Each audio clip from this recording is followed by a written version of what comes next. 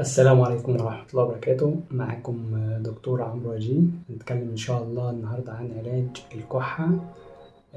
الكحة ممكن تكون وسيلة طبيعية جدا لتنظيف مجرى التنفس.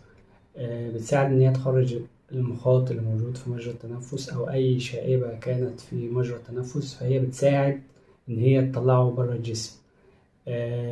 أنت لو بتعاني من كحة خفيفة فممكن تشرب سوائل دافية، زي ينسون، نعناع، شاي، أي حاجة سخنة عموما يعني. تحاول تكون في جو رطب، يعني مفهوش ترابة، مفهوش الحاجات اللي تخلي التنفس صعب فيه. برضو لو عندك شغل ومجهود كبير بتعمله، تحاول تاخد برضو راحة كفاية عشان ايه الكحة دي تخف.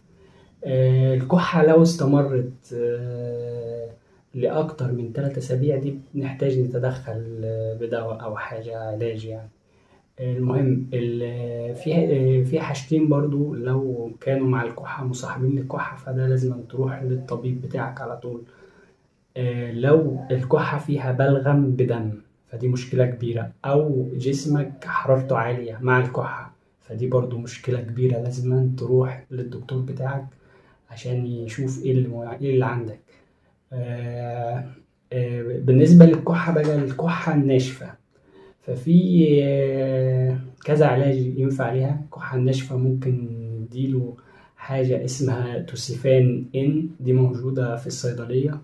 وفي بديل ليها برضو اسمه كوديلار، برضو موجود في الصيدلية. والحاجة اللي موجودة برضو توسكان، بس غالبا ناقص حاليا في الصيدلية.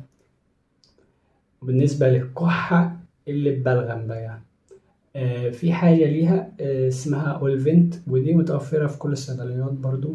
وفي حاجة تاني برضو بديلة ليها اسمها فورفنت، دي سعرها أرخص من أولفنت برضو، بس نفس المواد الفعالة ونفس طريقة العمل.